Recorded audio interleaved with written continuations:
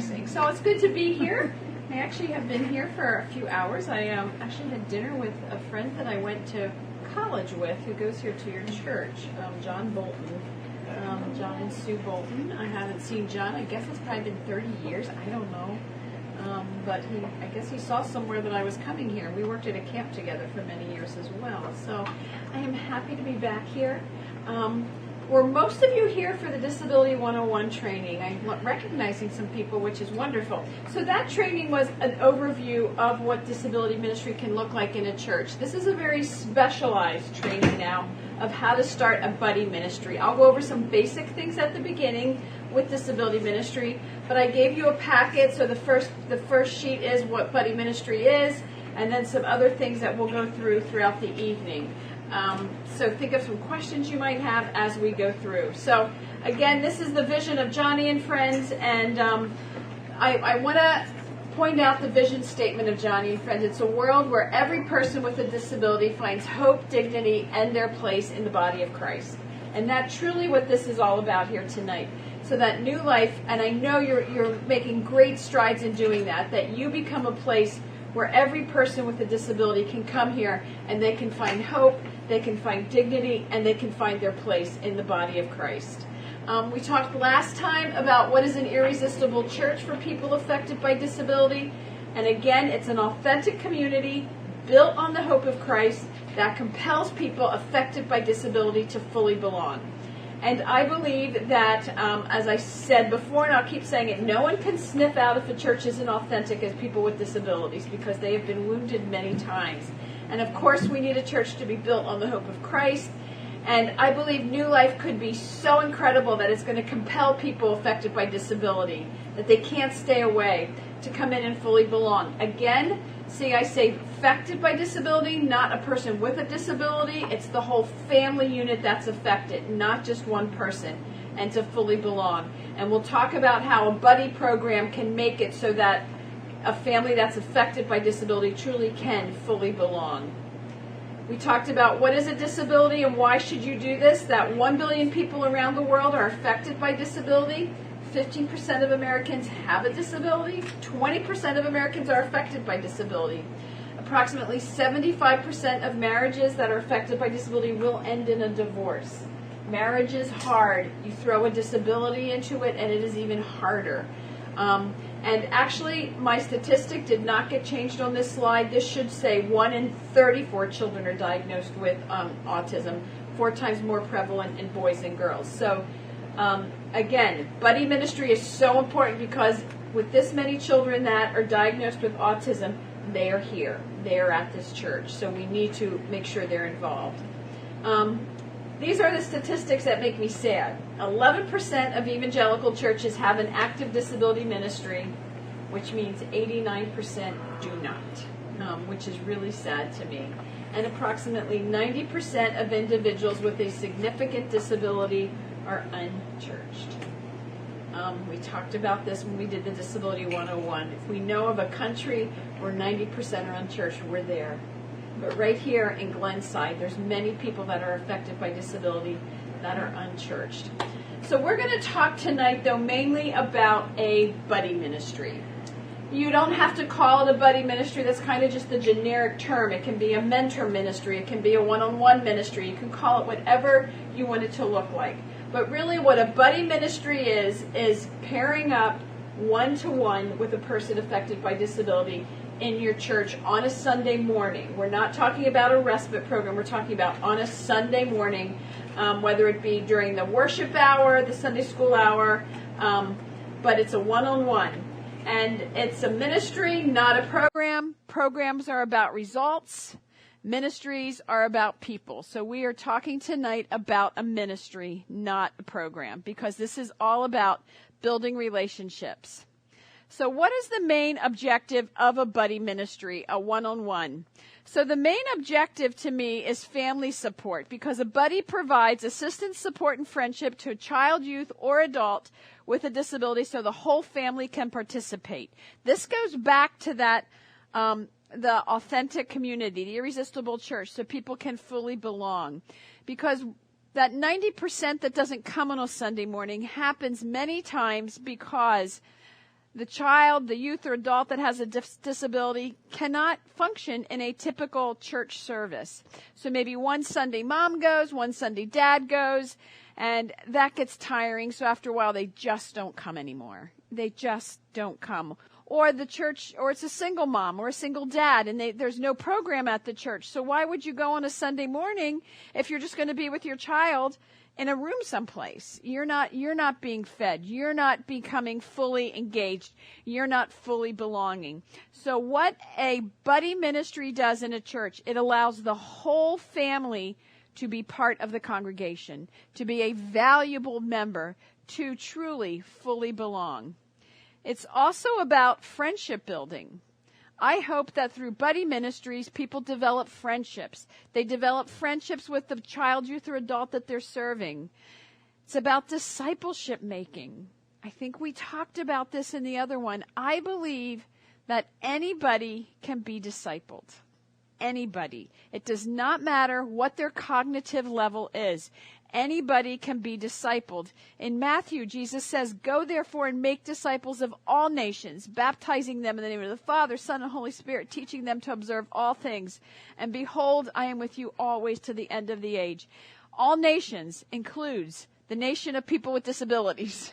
It includes all people. So it's about discipleship making. So it's family support, it's friendship building, it's discipleship making. But the main goal to me is it's kingdom belonging. We are giving people an opportunity for kingdom belonging because they are involved in the church and they are coming to faith and they are coming to know Christ. Kingdom belonging, Jesus said, "Let the little children come to me and do not hinder them, for such belongs the kingdom of heaven." And then in Luke 14 it says, "Go out and make them come in so that my house may be full." Buddy ministry is truly about kingdom belonging. Remember that 90% that's unchurched.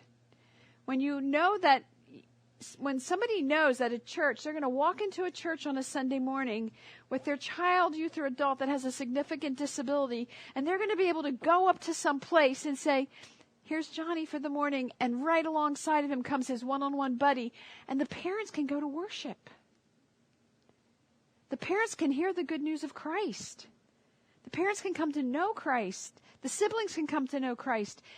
But if we don't have that in the church, we are missing a huge group of people. So it truly is about kingdom belonging, and it's not a choice. One of the things I love to say is that working with people with disabilities is not about a demographic issue, it's about a justice issue. Demographics are, sometimes churches will say to me, "Well, we don't really, that's not our thing. Our thing is we do addiction," which is wonderful, or we do divorce care, or we do grief share. Those are demographics. Those are like certain, but this is not about a demographic. This is about a justice issue. Because if you're in a church that says, "We don't do that, we work with this group," so what happens when the senior pastor has a child born with Down syndrome? Does the senior pastor need to leave the church? Because, well, we don't do that at our church. So no, not at all. Of course not. So it truly is not a demographic issue. It's a justice issue. Jesus says, "Go out and make them come in." In Luke 14, he talks about go out in the highways and byways and make the poor, the blind, the crippled, the lame, make them come in so that my house will be full. And these relationships encourage love, communion, and compassion. And that's what truly happens if you go through that list and you see what we just talked about: family support, friendship, discipleship, and most important, kingdom belonging. So what is this buddy ministry all about? We touched briefly on these three models last time, but I want to touch in on these three models first of what it can look like if you have a buddy ministry where you already have a disability ministry in your church, which you really do have that already here. So I'm going to talk about three models, and then we'll talk about how buddy ministry, and we'll go into more of the nitty-gritties with that. So we talked about this before, but in many churches you can have the integrated model. So the integrated model is where you might be hanging out with an adult with a disability, and the buddy is assigned to this adult. And so the integrated model would be where you would actually sit in the adult worship or in a classroom with that, a typical classroom, kids connection, whatever you have here. And you're in there the whole time because the person that you're serving, they just need a little support. They just need you to come alongside of them just so they feel comfortable. They may be on the spectrum. They may be high functioning autism. They may be someone that has a cognitive disability, but not a low functioning cognitive disability. And so the integrated model is where it allows a person with special needs to participate in a typical classroom or church setting. And this environment teaches typical peer behavior as well. And so if a child, youth, or adult can handle typical peer behavior, that would be the integrated model. So the person that's assigned would be integrated into a typical classroom or the service. The hybrid model is once buddies are trained, the hybrid model would be if it's adult worship, maybe that child, youth, or adult loves to be in there for the worship part with music. And they can handle that. They love it. The moment the pastor starts speaking, they can't handle it.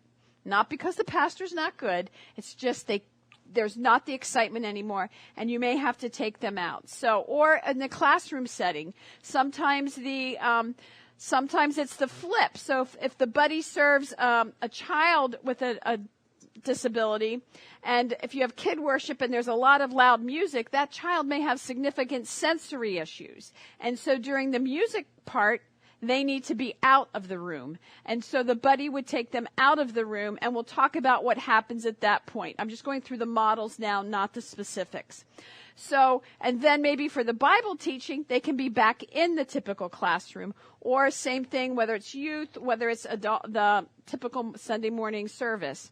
So it's where it's, hybrid's a big thing now. I have a hybrid car. Sometimes it's electric, sometimes it's gas, That's how kiddos, youth, and adults with disabilities are. Sometimes that coasting goes great and you're on electric, and then boom, something happens and it goes back to the gas mode again. And so that's the hybrid model. And we'll talk about how a buddy handles these. And then the other model in a church is the specialized model. And this would be where the child, youth, or adult cannot be in a typical Sunday morning service, cannot be in a typical class, cannot be in a typical kids venture, or cannot be in a typical youth program. And this model is where you need to design either a classroom, a sensory room, or something like that. They cannot be in the typical room. And so that's the specialized model. Let me just add one thing. If a buddy is serving someone and they do not have any cognitive issue, just a physical issue, they are always integrated. Always. Somebody is not integrated if they have a cognitive issue or a behavior issue. They would be either hybrid or specialized. So these are the three types of models, and you do have a sheet in your packet that describes all of these so that you have them. So once, now we know what types of models we have. We found out why we're doing the buddy ministry and what types of models now we have when we become a buddy. So what does a buddy do? What does a buddy provide? And we talked about this. It provides discipleship.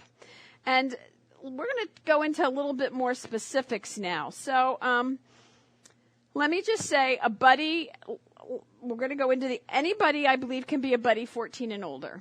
So if you're 14 or older, if you're only 14, then I think there should be an adult with them at the beginning to see how they do. And you want to make sure a parent's comfortable with that. 16 is really the prime age. But 14-year-olds can do it all the way up to 80 years old if you want. But discipleship. So a buddy does provide discipleship for that child, youth, or adult with a disability.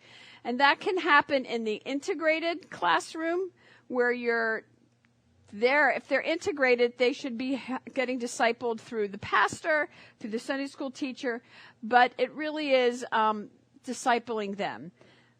But Sib, how do we disciple someone who's in the specialized classroom where they are nonverbal? They are very low functioning IQ. They can still be discipled. They can still hear the word of God.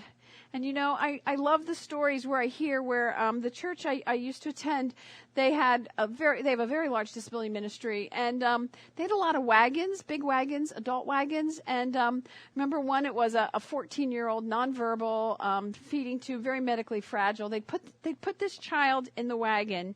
And on a Sunday morning, his buddy would just pull him through the church slowly. And he'd be singing to him. He'd be singing him worship songs. Well, many worship songs, this is scripture. That's discipleship. They're discipling that child. I believe anybody can be discipled. It just might not look like you or I think it can look. That friendship. How do you develop friendships with somebody who's nonverbal? How do you do that? Well, by being with them, by spending time with them, by realizing that you are literally being Jesus to that person who's nonverbal, who cannot walk. You are literally being Jesus, and you can develop friendships with them. And not only that, but remember, the purpose of a buddy ministry is also for family support. So you can become friends with that family. The biggest thing, we talked about this in Disability 101 for families, is the isolation and no friends. There's just not friends. They don't have friends. So friendship. So good buddies get to know the person they are paired with as a person. You're getting to know them as a person first, not as a person with a disability. As you remember from before, I throw in personal stories. So I'm going to throw in a personal story here. So when I married my husband, as many of you remember from the last one, my husband, Jess, was a quadriplegic for 39 years. Unfortunately, I lost him last year. Had nothing to do with his disability. He got a rare cancer. But I remember when we first got married, we built a home that was accessible, and I didn't really know people. I'd lived in New Jersey for many years, got married, moved to Lancaster, and this couple called and said, "Hey, can we come for dinner?" I'm like, "Sure, that'd be great. Come, come for dinner. I'll make it." They go, "No, we'll bring you dinner." So brought them dinner. It was wonderful. We had a great time, and I was pregnant at the time with our child, and 4 or 5 weeks later, I said, "Hey, you want to go out to dinner together?" I said, "Sure, that'd be fun. Let's go." And then my child was born. They stayed in touch. And then all of a sudden, I didn't hear from them anymore. And neither did Jess. And I'm like, did we do something to offend them? What? And I called them. They go, "Well, no, we're busy." I didn't know that they were on the deacon board. And they oversaw couples that were pregnant and having children. And their term was up. They weren't our friends. They were deacons. My son's going to be 30, so that tells you that's still fresh with me. Like, wow. They only did that because they were deacons. And then they stopped. Was that really friendship? So I challenge you, as you become a buddy to a child, youth, or adult, you're also becoming a buddy to that family unit. And I'm not saying the rest of your life you have to be friends with them. Absolutely not. But I wish this couple would have said, we so enjoyed our time with you. We're deacons and this is what we do. I didn't know that. I was silly enough not to know that. I don't know how I missed it, but I did. So think about that story as you're thinking about friendship with a buddy. A buddy also on a Sunday morning provides safety. Buddy ministry can be wholeheartedly embraced as a very successful answer to how to keep our most vulnerable church members safe. And so that ties into the family support. A family is not going to bring their child, youth, or adult to church if they feel they're not going to be safe. And I'm sure you'd go through the safe sanctuary rules here with background checks and all of those types of things. Most churches do now. But a buddy ministry also makes sure that those child, youth, and adults are safe, that they're protected, that you may have a child that has an elopement issue. That's not running away and getting married. That's fleeing the classroom very quickly. And I can tell you, some of those kiddos, youth and adults who are on the spectrum, they're faster than anybody I know. I'm thinking, Lord, really? There has to be autism. Could you slow them down a little bit? But so you want to keep them safe. So a buddy keeps them safe. There's nothing more fearful to a parent than thinking somebody's going to take their eyes off my child for 1 minute or even 30 seconds, and that child's going to run. That's again why that 90%, while many do not come to church on a Sunday morning, they're fearful. Or they're fearful that somebody doesn't know the triggers of their child. Maybe they have a child that does have some behavior issues. It's learning the triggers. It's as simple as teaching them how to use a scissor properly, being there with them. It's keeping them safe, whatever that could look like. And I'm not saying these things to make you fearful. This is reality. It's reality. So a buddy also provides participation. So many times you might serve someone who's a wheelchair user, and maybe it's a child that's in a manual wheelchair that they can't maneuver it themselves. So what a buddy can do is they can make sure that when they're moving in the circle time, that you're getting them right in the circle with, if they're in that integrated or hybrid model. You're making sure that they are participating so that they can participate with their peers as much as they can. If they can't participate in some ways, you're figuring out other ways to get them involved with kids or youth or adults. So you help them participate.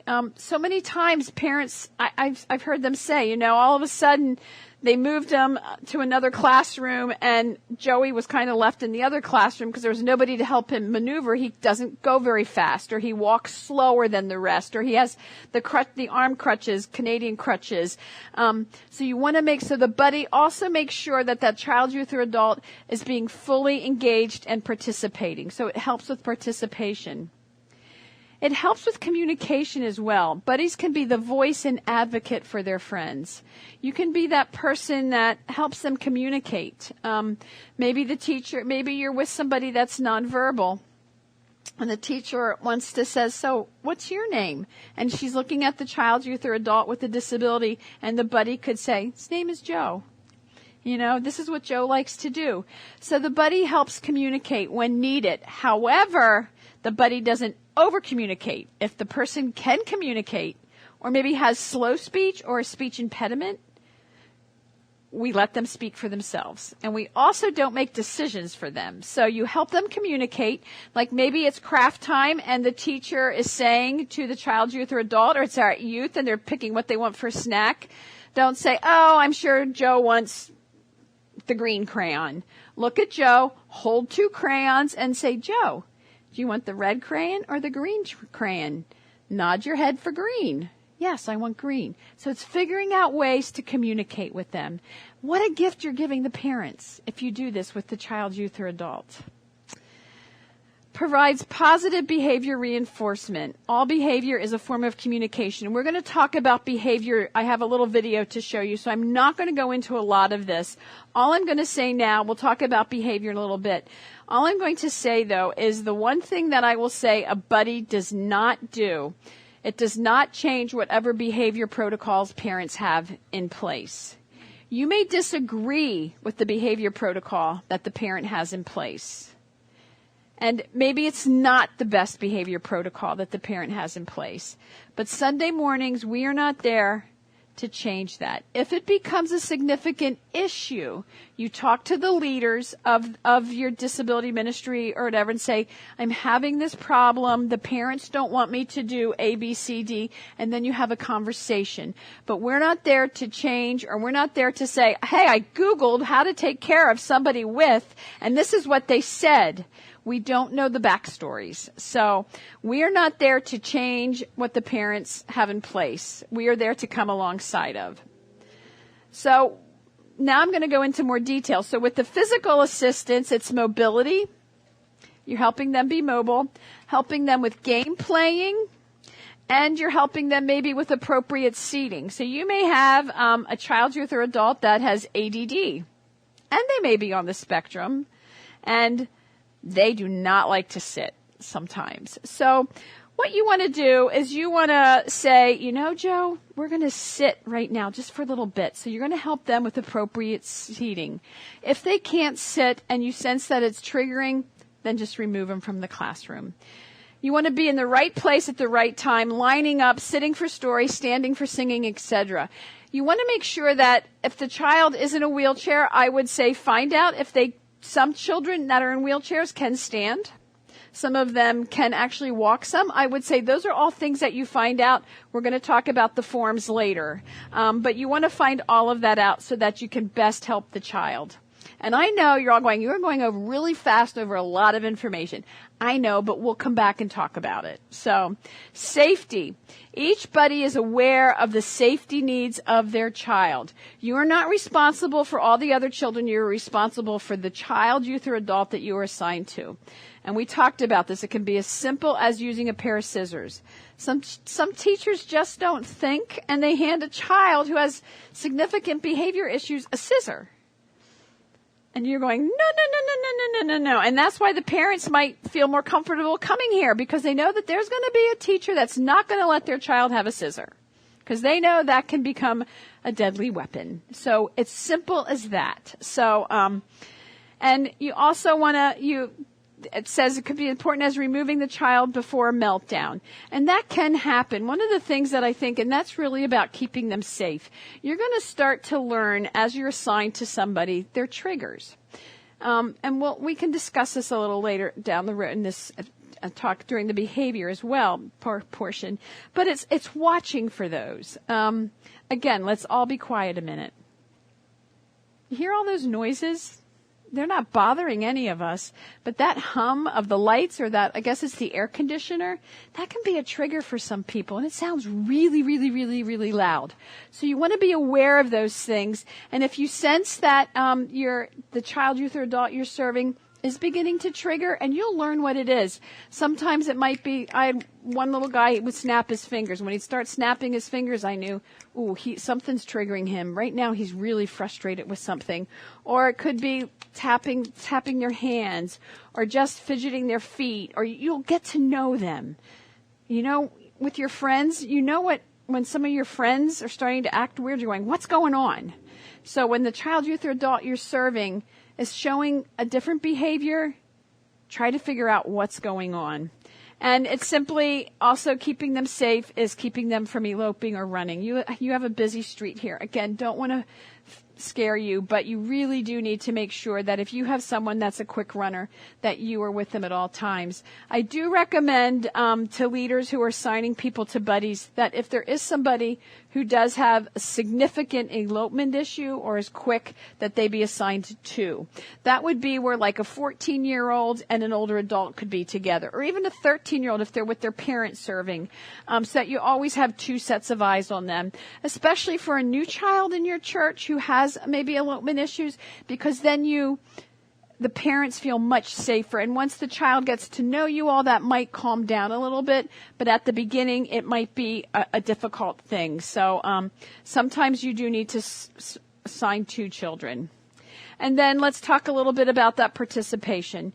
You're going to encourage proper social interaction. If the child, youth, or adult you're serving can be in let's say the Sunday morning service, and the pastor asks a rhetorical question where he's really not looking for someone to answer, but guess what?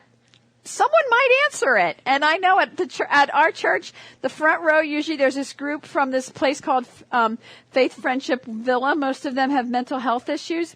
They answer, anytime the pastor asks a question, they're going to answer it out loud. It's just what they do.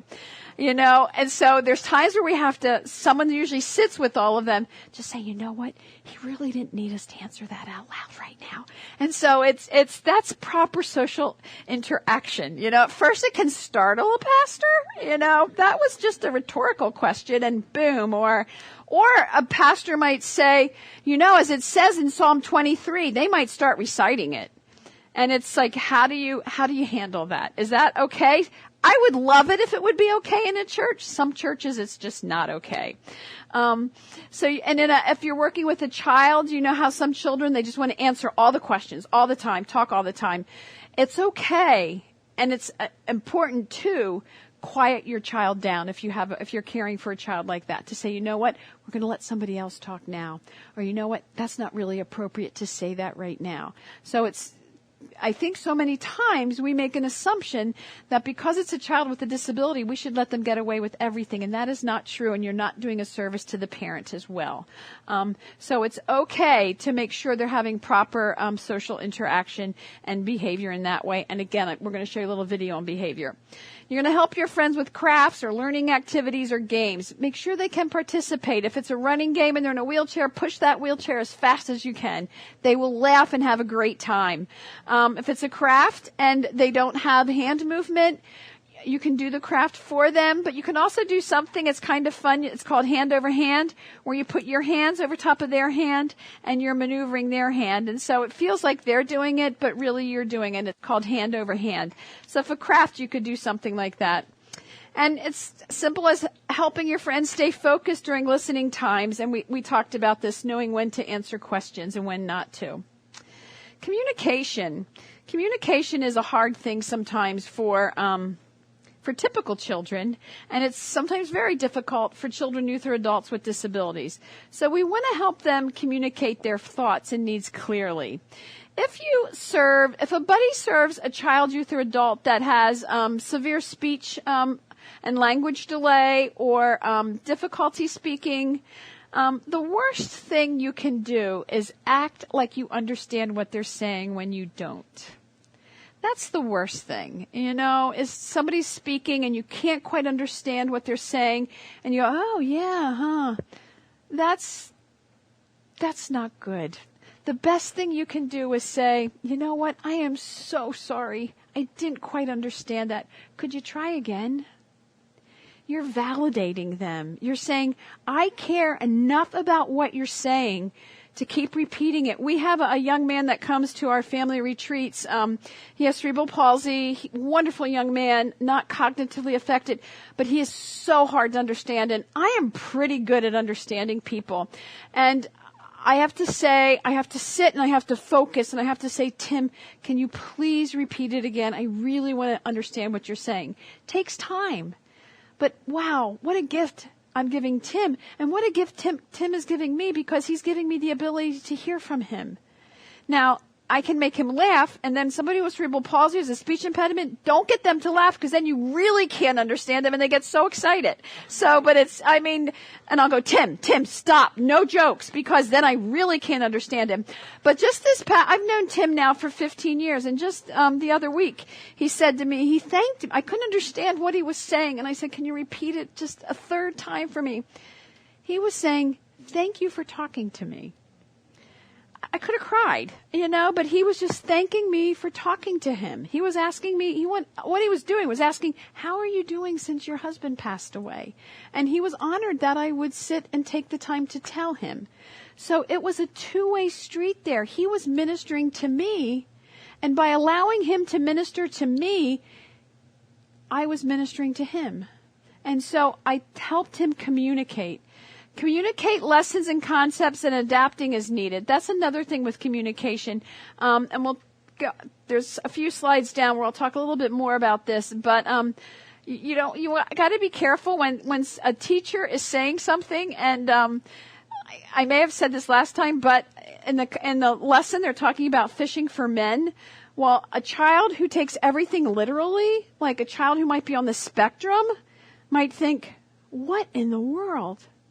I have to go out and put a hook in somebody's mouth?" I mean, it's like, really? Would they think that? Yeah, if they think literally, they could be thinking that. So how can you adapt a lesson? Let's hear from somebody. And we'll talk a little bit. What could we do instead of saying go fishing for men when they think of that literally? When that's biblical, it's what they're saying. But what could we say? Well, it's kind of like what could you... Come on, guys. I know it's in the evening. Coffee's totally worn off. I feel like my first instinct is to kind of, this might not be good though, but like explaining fishing for men doesn't mean we're fishing. Like, Yeah. Have you ever gone fishing for fish? Yeah. What was that like? Yeah. Well, when we talk, kind of explaining that. Exactly. No, that's perfect. You have to explain it in more detail. But instead of saying Jesus wants us to go fish for men, they won't get that. But if you explain it, So let's talk about going fishing. When you and your dad or when you or your uncle went fishing, what did you do? Well, we put a worm on the hook, and then we threw it in, and we hope a fish would come along and want that worm. Well, that's what Jesus wants us to do. Jesus wants us to love people so much that it's almost like that worm. Isn't that gross? See, kids love stuff like that. But that's what it is, and they realize then that how much Jesus loves them, and then they come because that's what we're called to do. So your answer was perfect. It's explaining it. So here, this is what we're talking about now. When you're working with kiddos who maybe on the spectrum, intellectually or cognitively delayed a little bit, you want to simplify, simplify, simplify, simplify. And you know what? This is kind of good lessons for all of us. But you want to simplify communication. You want to talk less. You want to be concrete on some things, but because they want concrete, but we just talked about how concrete, they take everything concrete. You want to match your message to the level of their functioning. And so I think one of the things that we do, especially with kiddos who maybe are on this, and just so you know, when I say on the spectrum, I'm talking about a wide gamut. Remember last time I think I said, if you know one person with autism, you know one person with autism, because no two are the same. So when you talk too much, like, hey, good morning, Billy. I'm so happy to see you this morning. We're going to go to Sunday school class, and then, right after Sunday school class, we'll probably have snack, and then we're going to do this, and then we're going to do this, and you just lost them. Totally lost them. One thing at a time. Hey, good morning, Billy. How are you this morning? Stop. Let Billy answer if he wants to. Hey, Billy, you ready to walk down to our class? Wait till Billy answers. Sure. Then go. And then go to the this, and this, and this. So you want to talk less. And you want to reduce input. For some kiddos, youth and adults who, there's just too much. Fewer people talking. Most people assume that I'm an extrovert. Because I'm out speaking, I was a camp director, I would stand on picnic tables and yell and all that stuff. I'm not. Sometimes I go, I have just had too many words today. I need to be alone. When my husband was alive, some nights he would look at me and go, you need to be alone, don't you? And I go, right now. He knew, this is not going to be pretty if she doesn't have her time alone.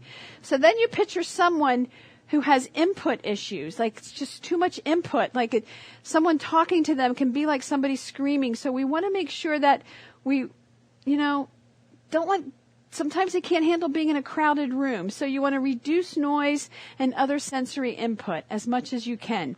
And you will find out on the intake form that I'll go over with you later, that on there parents can tell you what type of input's good and what type of input's not good. Just a little thing in case I forget to say it later. One of the things, if you're assigned to somebody and they're checking in on a Sunday morning, one of the best things you can do is ask the parent that has dropped them off, how were Billy's transitions this morning? How'd the morning go? Because that can give you a clue how the rest of your morning's going to go. But if they say, wow, we had a really hard time with transitions, and when I mean transitions, it's getting out of bed, going to the breakfast table. You know what? He did not have a good morning at the breakfast table. He threw his cereal on the ground. That's good for you to know that. So that knows that, we might have to reduce even input more today. So you want to find out how transitions have gone. And you want to provide lots of times. Prepare for those transitions.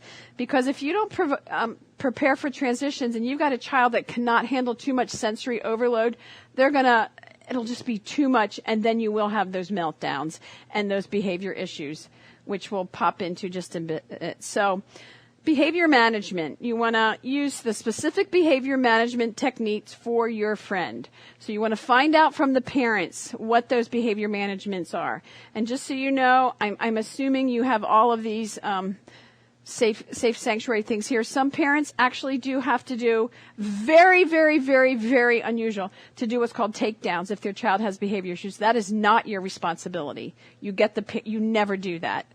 Unless somebody is being hurt immediately, but make sure there's two people there. But be very cautious with that. Parents, teachers, and leaders will make you an expert on your friend's needs.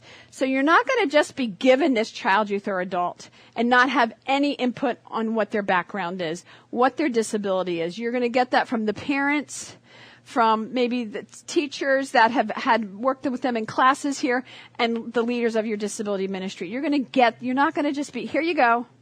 That won't happen. You will get a lot of input. It goes away. Okay, guys. Managing challenging behaviors is simple, but not necessarily easy. There is no silver bullet to perfect behavior, but we can look for the reason behind a behavior and seek ways to promote more appropriate behaviors. Though you can't control behavior, you can do things that make it easier for your students to do the right thing. Helping promote appropriate behaviors is a means to an end, the opportunity to hear the gospel, grow in Christ, and have fellowship with other believers. Though we are focusing on children's behavior, these principles also apply to adults with intellectual or developmental disabilities. The key is tailoring your communication to the chronological age of the person you are talking to, not to their developmental age. Adults should be talked to as adults. Some keys to understanding behavior. All behavior is communication. For every effect, there is a cause. Outside input like bright lights, loud noises, and disrupted routines may cause a particular behavior. As you get to know each individual, you will likely notice patterns. Talking with parents or caregivers provides important information for determining the triggers that cause challenging behaviors. Challenging behavior may not be bad behavior, but instead might be their way of saying, I'm overstimulated and I don't know how to ask for help. Consistency is essential. Individuals with behavioral issues may struggle to understand the flow of a weekly program. Walking around and talking are appropriate behaviors during free time, but inappropriate behaviors during a time of teaching. Keeping a consistent schedule helps everyone anticipate and prepare for what's coming next. Reinforcement systems, like rewards and discipline, should similarly be used with consistency. What might seem like bad behavior may actually be a misunderstanding of what is expected at a given moment. Many individuals with autism have sensory processing issues, which can cause extreme reactions to things like fluorescent lights, loud noises, or strong scents. Sensory processing issues may also cause sensory-seeking behavior, such as foot stomping, touching a certain texture, or even chewing on objects. Rather than dealing with these behaviors as character issues, seek first to address the sensory issue. Some guidelines for easing overstimulation include limiting options for playtime to no more than 3 choices, changing activities every 5 to 10 minutes, keeping general noise levels to a lower volume, setting firm boundaries and sticking to them, offering sensory breaks in quiet areas, and providing sensory fidget toys like prickly balls or Play-Doh during high concentration times, such as the story or teaching time. And what about extreme behaviors? Volcanoes don't erupt without warning, and yet for those who aren't paying attention, the explosion seems to come in an instant. Behavior doesn't occur in a vacuum either. Techniques for managing behaviors are meant to prevent volcanic eruptions. But sometimes the volcano erupts anyway. So what do we do when there is an extreme behavior, such as a meltdown? First, stay calm. Create distance between the child and their peers. Seek help from another leader, because adults should avoid being alone with the child. Do your best to determine and eliminate the cause of the meltdown. And resist the urge to immediately contact parents, unless the child is a danger to themselves or others. And what if someone is not cooperating? Stay calm and clarify expectations. Use first-then language like, first this, then that. This helps everyone prepare for the next activity. For example, we'll listen to the Bible story first, and then go to the playground. You can also introduce reward incentives. Find what motivates and excites your friend. If you sit quietly during the story, you can go on the swing after. And what if you've got a runner? Consider limiting the number of exits. If a child does exit from a classroom, a minimum of 2 people should follow. Students exhibiting this behavior are likely running from or to something, so unlocking the trigger is key. Introduce measures to help your friend understand the schedule and transitions for the day. Visual schedules, timers, and one-on-one buddies are helpful tools. Visual timers help people who struggle with feeling how long things should last. They might be thinking, I'm done with crafts, and after the craft, we go to the car. This might lead to someone finishing their craft and immediately running to the parking lot. A visual timer helps avoid this. You don't need to be an expert on behavioral strategies, nor are you engaging in behavioral therapy at church. However, continuity in how behaviors are managed at school and at home can be a great benefit at church. Don't be afraid to ask parents, caregivers, and the professional therapists in an individual's life for tips on what will also work at church. And remember, we want church to be a loving, positive, fun experience. You will have days that are incredibly challenging. A day you are certain you won't ever unlock the key to success with a child or adult. Don't quit. Look to find joy in each person for who they are. Ask the Holy Spirit to guide you, and He will. You're not alone on this journey, and it's our prayer that the Joni and Friends church training resources will encourage and equip you for every good work that God has planned for you. So she talked about the first then, and that's a huge thing for kiddos with cognitive or intellectual disabilities. You want to say, they say, can we do, first we're going to do this, then this. As she said, you don't go first, we're going to do first, then. So very much, first we're going to have Bible stories, then we're going to have craft, then we'll have play. She talked about timers. Timers are great. We're going to sit here for 5 more minutes, and then when the bell dings, then we're going to go. So timers, it doesn't have to be expensive. Personal space is really important to some kiddos, youth or adults. I'm mainly focusing in on children right now, but a placemat maybe at a table. So if you get those cheap placemats, and that's that child's space, and no one can put even a crayon on that space without that child's permission. It's a safe space. Hula hoops are great. Very cheap. Go to Five Below if you have one. And a hula hoop could be very safe if you do like a kid venture thing or kids music and all the kids are sitting, and you have a child, youth, or adult that really wants to make sure I'm safe. Sitting in a hula hoop, can be really a safe space. Some people have said, is it fair that Billy gets a hula hoop and Susie doesn't? Absolutely. Is it fair that Billy has autism? Use it as a teaching lesson. Billy needs that to be safe. So, or a tunnel. You can get those child tunnels, or you can even get adult tunnels. We had an adult-sized tunnel at our church. There was one, he was 16. We knew when triggers were happening, and we go, hey, Nick, why don't you go in the tunnel? And he would just lay in the tunnel, and it was calming for him. Where are we most calm? In our mother's womb. Why? Because we're cradled. It's calm. It's quiet. So you can be as creative as you want. And then you always truly want to have an emergency plan. Contact the family if you feel that child or youth or adult's going to get hurt. Meltdowns should be waited out. Don't overreact unless somebody's being harmed, as she talked about. And don't try to intervene too soon. If you try to intervene in a child who's in the midst of a major meltdown, when I say intervene, you're keeping everybody safe, as she said in that. But you don't want to jump on that child, because that could be even more startling. You want to monitor for safety, making sure that everybody's safe around them, and once calm, can discuss what happened. You really can. So, Billy, what just happened? Can you tell me? Can you tell me what happened?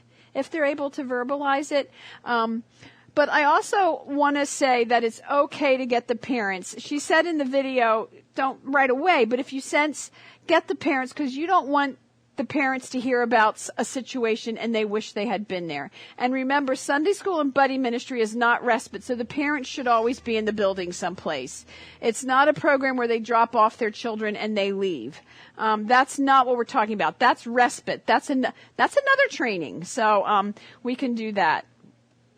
So if you have a friend that cannot be in a classroom, so they have to be in that segregated area, the separated area, the specialized room. If there's a sensory room available, that would be great. I know churches usually have no extra space at all. Do you have a closet here? If you don't have a closet that can be turned into a sensory room, you can go and get one of those pop-up tents that turn into a big thing like this, and these tents just pop up. And you can turn that into a sensory room with some bean bags, some pillows, some of those electric candles, maybe some soft music, and some fidget toys, which I'll show you in a minute. But something that's calming. Wagons available. I talked about that earlier, like those big wagons, because the movement of pulling a child in a wagon is very calming and very soothing. So pull them around the church. Is it okay to pull a wagon around in a church? Absolutely. Oh my goodness, yes. I never saw that rule anywhere. So it is okay to have wagons inside the church, So figure it out what works. Small tunnels, find a small playroom or a quiet room. For a youth or adult, if a sensory room's available for youth or adult, fine. A tent might be too small for them, but it can work if it's just one person. Take them to the church cafe. Now, maybe you don't have a cafe here per se, but do you have a place where there's coffee served on Sunday mornings? So a youth, you heard what she said in the video. You always talk to the person in the chronological age. So if you're talking to a youth or adult, you don't use child language, you use adult language. There's nothing more than a youth. Maybe they have autism and they know they're different and they can't fit into a typical classroom. They never get to go hang out at Starbucks with their friends. Give a little space and sit with them and have coffee or tea with the parents' permission. I know at our church there's a young man. He has had the same buddy twice a month for 10 years, and they go to the cafe, and they just sit there and talk every Sunday. But they become really good friends. It's beautiful. Make a little space like that. Go for a walk. If it's nice outside, go for a walk. Some churches prefer that you have two people going on the walk with the child, youth, or adult. If the youth or adult, find a quiet corner in the church and just play some worship music and try adult coloring sheets, not child coloring sheets, adult coloring sheets for a youth or adult that cannot be in a typical classroom. So be creative, really be creative. I had the same person that did the cafe, they found out they like Egg McMuffins. And so when I guess I don't go to McDonald's, but every now and then I think they're 2 for $5. And he always would say, when they're 2 for $5, I'll bring one for you and one for me, and we'll sit at McDonald's and eat it. Not McDonald's. They said at the church, the church little corner where they had the cafe, that became their McDonald's. So it was creative, finding creative spaces to do it. Just a little bit about autism. This is a great quote by a friend of mine, Dr. Jim Pearson. He says, autism is a matter of the body, not the soul. The soul of the student with autism needs to be included in the Christian education program or his or her church. So autism is a matter of the body, not the soul. We are talking here about kingdom building.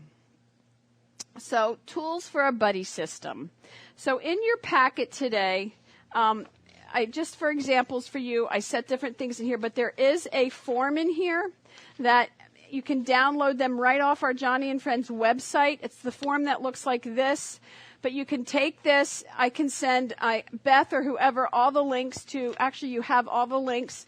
The cue card right here. If you take a picture of this cue, it takes you right to our church engagement, all of our resources, which are all free. But you can see in here, this form is downloadable, and you can put in your church's name, take out Joni and Friends, put your church's name in. If there's questions that you want to know about that child, youth, or adult that's not on this form, you can add that, who's ever the leader of your of the buddy ministry program here. One thing I want to say, we want a form. We want this filled out. You need as much information as possible, but remember, we're not an IEP, okay? That's an individual educational program. Parents stress over IEP meetings. That's not what we do in churches. We do not want to stress parents out. You want to have clear communication system. So the worst thing that can happen is a family shows up at church on a Sunday morning and the buddy's not there and nobody knows where they are. So once you have a system going and you know when you're coming, make sure you know who to call if your availability changes. And the same thing goes for procedures for the parents. One of the things is that I don't recommend having somebody be a buddy every Sunday with the same person. I recommend the same person, but maybe 2 times a month. Have 2 people, because then all of a sudden you're with that person every Sunday, and then you go on vacation and they come to church thinking they're going to see you, and it's a trigger. So you want to make sure that, and also, I love it if people serve every Sunday, but if you don't have 2 services here, I want to make sure you're also somehow getting some spiritual nourishment as well. So you can make that look however you want. I also ask that if the parents have signed up for their child to be part of the buddy ministry, it's okay to expect them to show up. Like, so if a parent knows their child's not going to come that Sunday morning, we'd say, could you please let us know? Like, text somebody, like, have somebody that they would text for that week. And if that happens 2 or 3 times, it honestly is okay saying, you know, we had a buddy lined up for the last 3 Sundays and you didn't show up. What's going on? And we might not be able to provide that for you. So it's also okay. You want to be very careful and gentle with that, but it's okay to do that as well.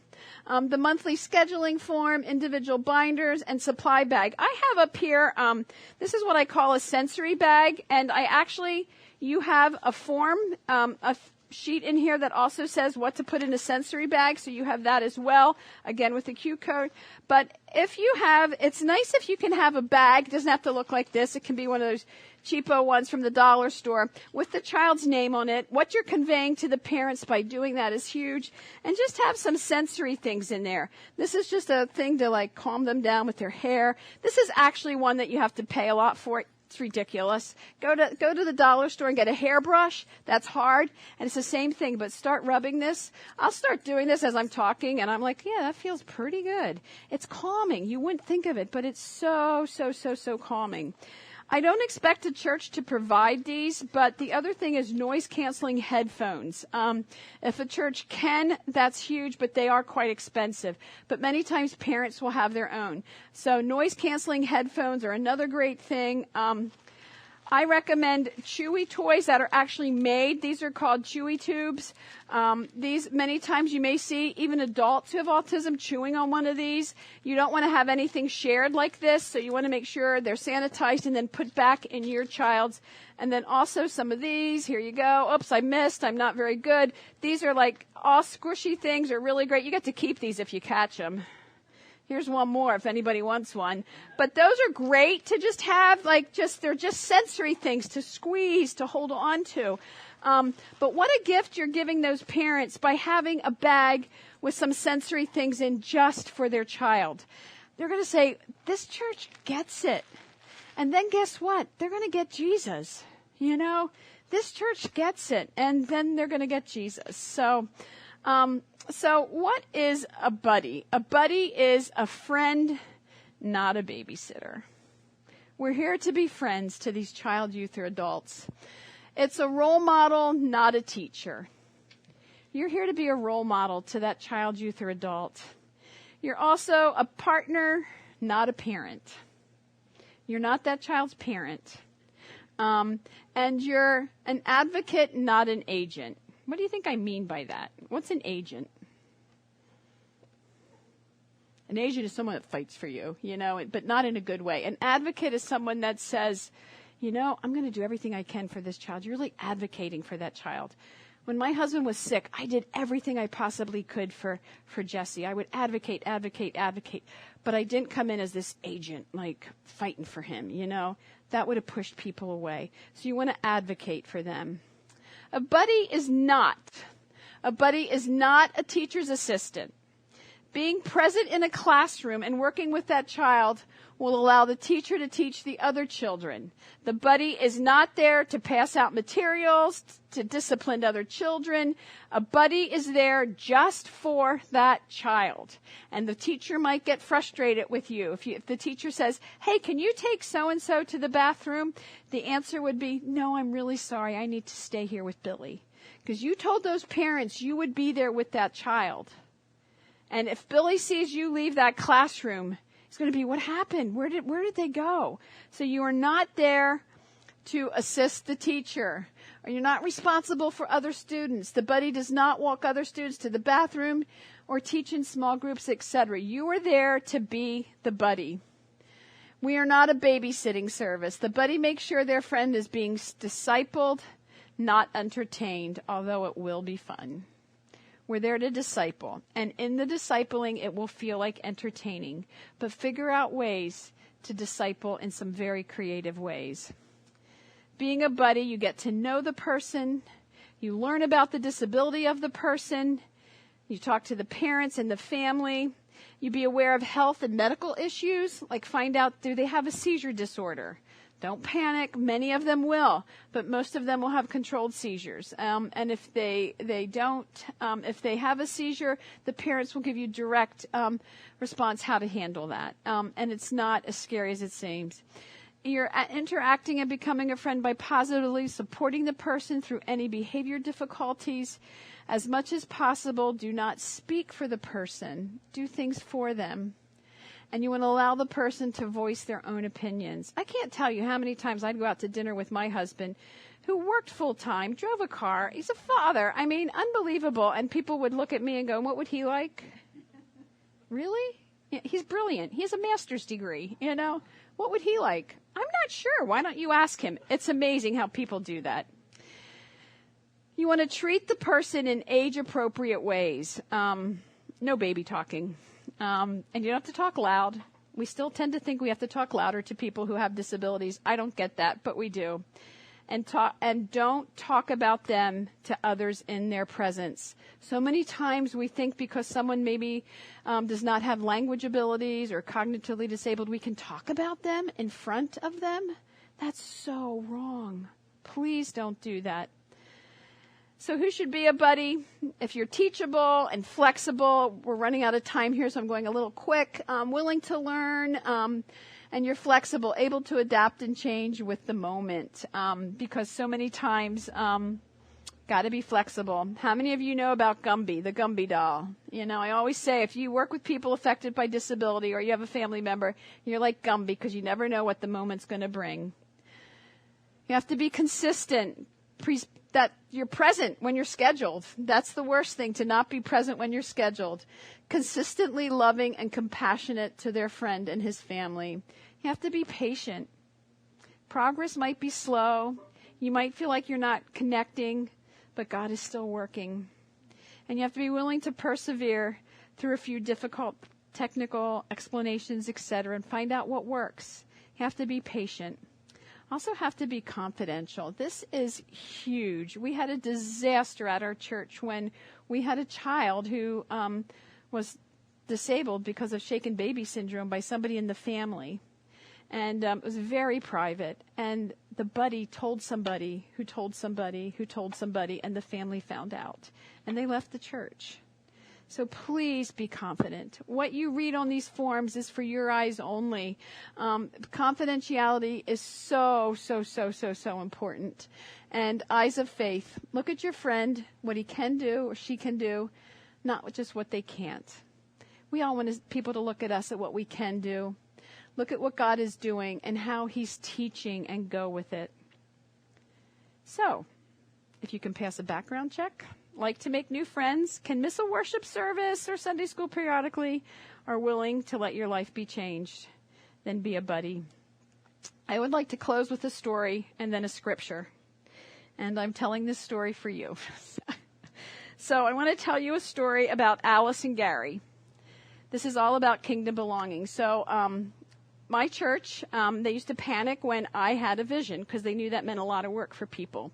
So I had a vision to do a day of pampering for caregivers, either moms or women who were married to someone with a disability. So I got 3 of my friends, and we had our first day of pampering, and we had 33 people there, which was wonderful.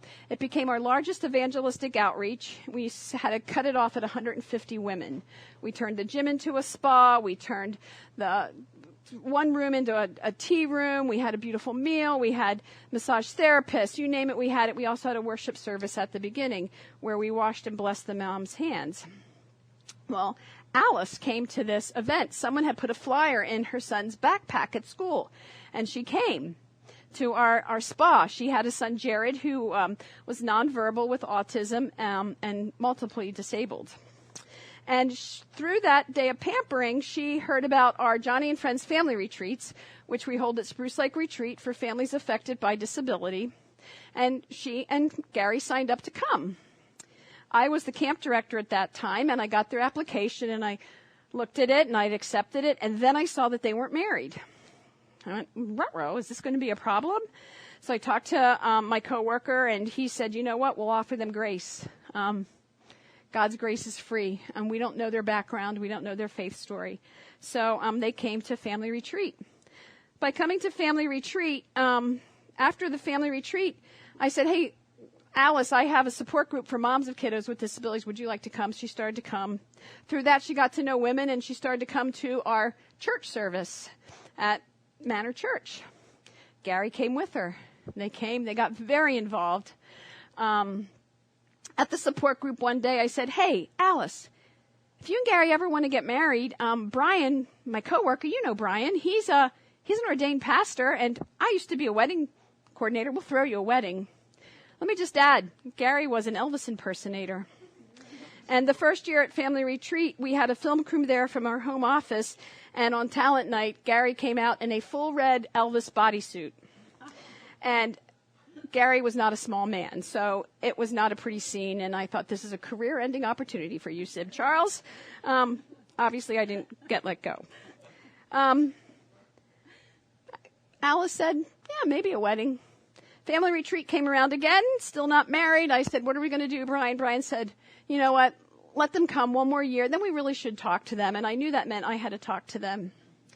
So they came back the second year, and I'm laying on my bed at home after 2 weeks of family retreat with my computer, and there is an email from Alice, and it said, on the way home, Gary and I accepted Christ in the car together. Do you think you'd throw us that wedding? I said, you bet I'll throw you that wedding. We threw the wedding. I even found Elvis music for her to walk down the aisle. You got to understand, I am not an Elvis-type person. But the support group, Gary and Alice didn't have much money. Support group, they were all the waiters and waitresses. I got a woman from our church to cater it. Brian married him. It was a beautiful, beautiful wedding. We just celebrated together, and that was in October a few years ago. That same year, in November, at our church on Thanksgiving morning, we have a church service, and people can get up and thank the congregation and say what they're thankful for. Alice had started to invite her brother and his wife to come to church, and their daughter, who became part of our youth group. And unfortunately, 2 weeks before Thanksgiving, Alice's niece, that brother's daughter, was murdered by her boyfriend in Lancaster. And this brother stood up, and he thanked the congregation for all they did for their family during this tragedy, and for their daughter, who was part of our youth group and had come to know Christ through that. When that church service was over, I ran to find Alice. I said, Alice, if we hadn't offered you grace those first 2 years, your niece would not be in heaven. I will never forget her response. She said, oh no, it's because of Jared. If we didn't have Jared, I wouldn't have come to the day of pampering. I wouldn't have come to family retreat. I wouldn't have come to know Christ. I wouldn't have invited my brother to church. He wouldn't have come to know Christ. My niece would not be in heaven if it wasn't for Jared, the young man, nonverbal, with autism. Don't tell me they're not kingdom builders. People affected by disability are kingdom builders, and by being buddies to them, you are giving families like Gary and Alice, even if they're Elvis impersonators, the opportunity to hear the gospel because they had Jared, who was nonverbal. So people affected by disability can definitely be kingdom builders. So is a buddy ministry something needed? Absolutely. Is there examples in the Bible? What about Moses and Aaron? What happened? Perfect story of a buddy. But Moses said to the Lord, oh my Lord, I am not eloquent in speech, either in the past or since you have spoken to your servant. Is there not Aaron, your brother, the Levite? I know he can speak well. So what happened? Aaron came alongside of Moses. It's a buddy ministry. It's beautiful. So I hope you'll all consider being a buddy, a friend, a peer, whatever you want to call it, because people with disabilities are subjects of relationships, not objects of programs. So packets full of information. Remember this cue card. You can take it and get anything you want. The video that you saw tonight is right in there as well. You can download any of those videos for free. They're all available. So I'm excited to see how this buddy ministry happens here. I don't think Beth should do this alone. She needs other people to be leaders and come alongside of her to make this happen. I can promise you, though, it will be life-changing for you. It will be kingdom-building, and it will be life-changing for New Life. I can promise you that. Thank you so much.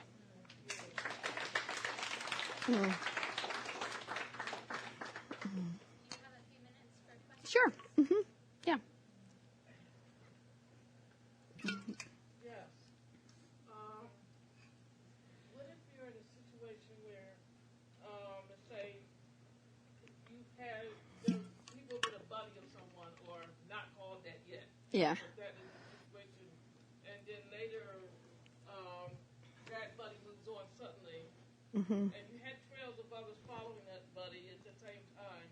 As soon as that main one left town, things started falling apart. Nobody was really being that person's buddy anymore.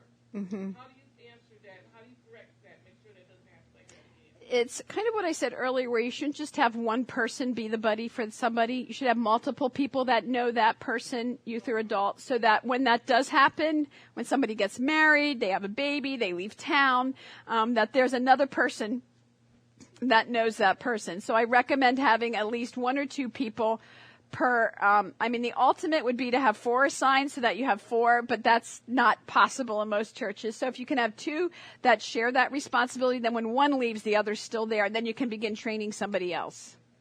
Yeah, good question. Yeah. So I think that the current reality in our congregation is that there are more adults that have disabilities than there are kids. So, do you have any recommendations or advice for how would you approach an adult, say a senior adult, maybe with dementia, or an adult with some cognitive impairment, about whether they would like to have a buddy? I would call it first, not call it a buddy for an adult. Yeah, no, and I know you know that, but I would just say, hey, would you like a little extra support on Sunday mornings? So more in a generic way. If they have a guardian or somebody here with them, you might want to talk to that guardian as well, and just to gently approach it. We might have somebody who just be willing to come alongside of you to support you. Not even to say be your friend, because you don't want something to not happen that's not possible to happen. So I would do it in a more very generic way, soft way. Oh, is that? Yeah. Oh. If there's somebody that you feel needs it, then I think you need to be more direct. We noticed that you could use support. We would like to provide that. So if there's an adult here that you think needs that support and they don't have it, then I would be a bit more direct. So, yeah. Anyone else?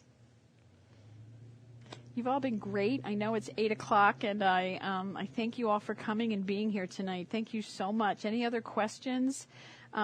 This card also has my email on it. Feel free to email me with any questions you may have. I greatly appreciate it.